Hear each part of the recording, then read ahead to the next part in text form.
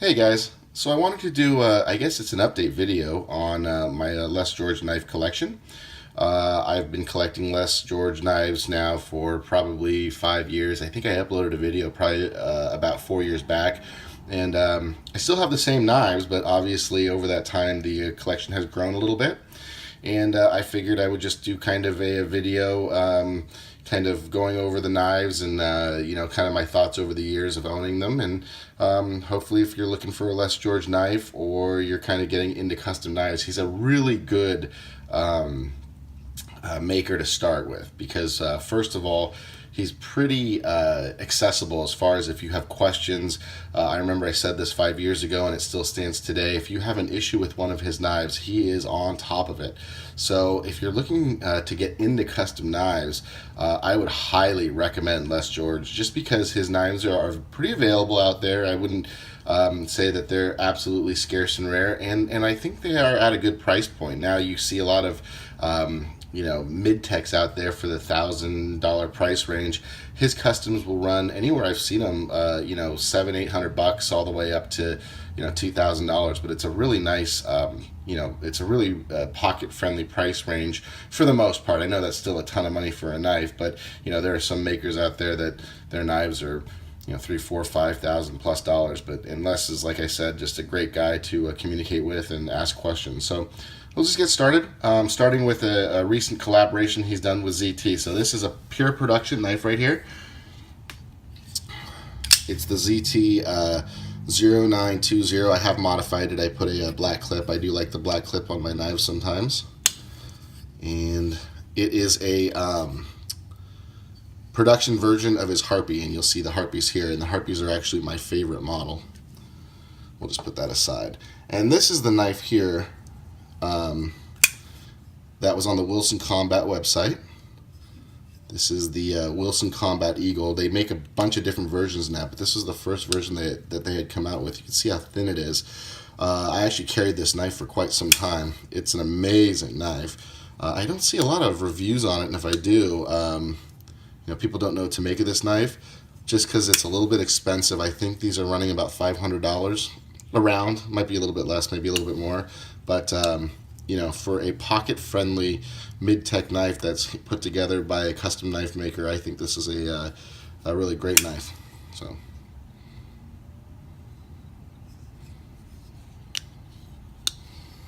all right.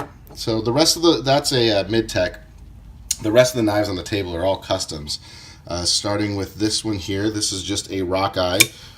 This one was sold through Monkey Edge. And Les does a lot of business with Monkey Edge, so if you're looking for a Les George custom, I'd recommend starting there. They usually have some of his knives. This is a Rockeye with an inlay. I'm not sure exactly what the inlay is.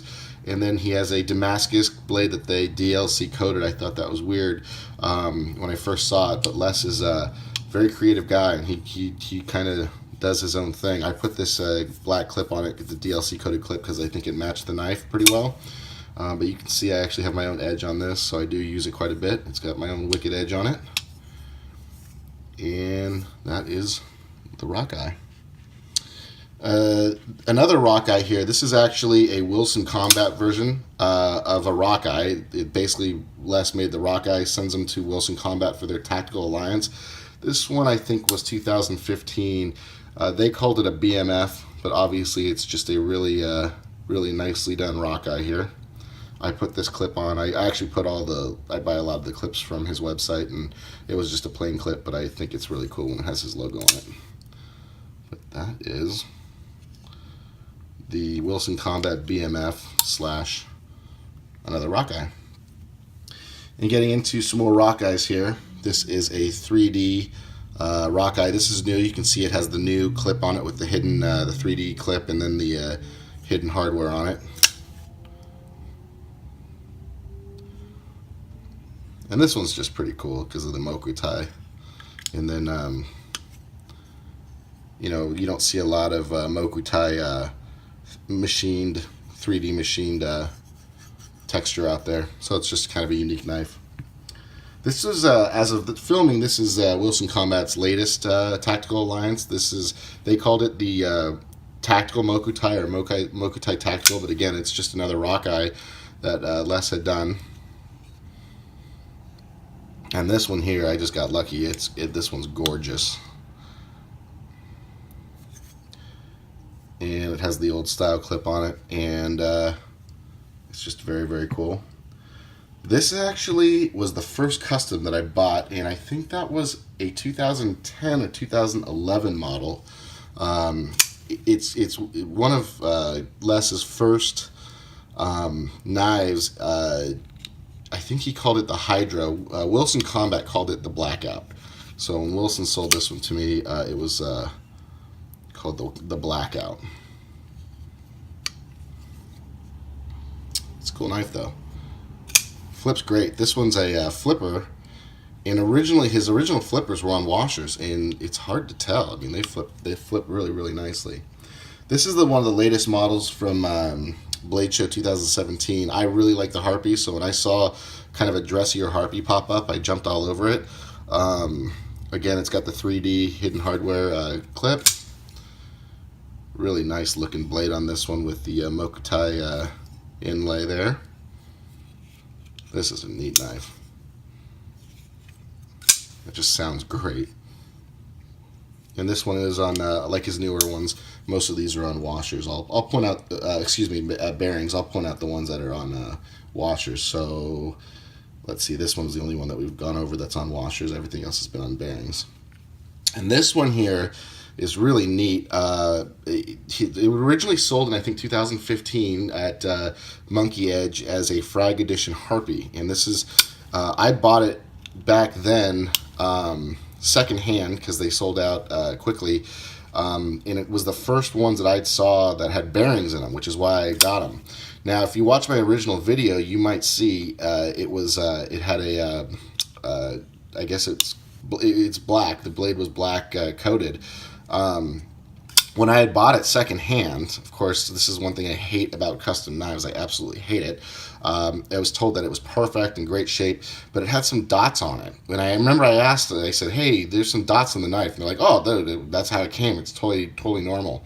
And just kind of talking with Les, I don't know, a little while ago, he was like, no, Aaron, that is not normal. And send it back and I'll fix it.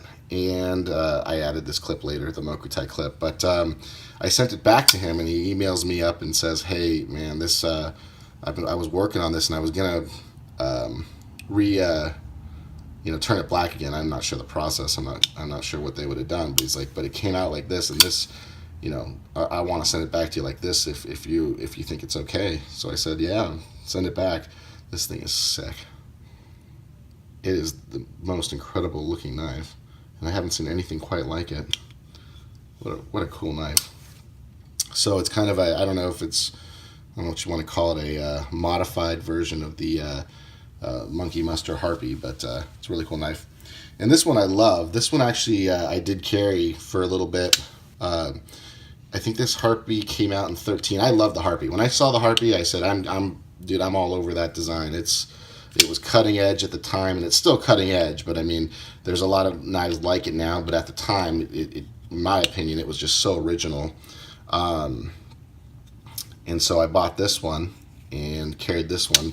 Again, I remember back in the day, I thought this was like the biggest knife in the world. Now I carry the Medfords around, but I always liked big knives. And I remember putting this in my pocket, and everyone's like, what are you doing? That thing is huge. So the Harpies are about 4-inch blades, and you can see this one has a really thick, if you compare the two here, how much thicker it is.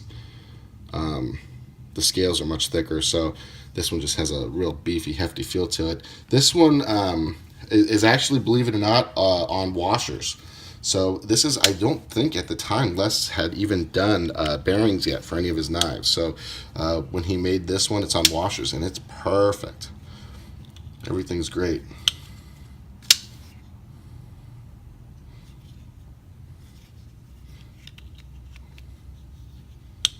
All right, so that is the collection of Les George.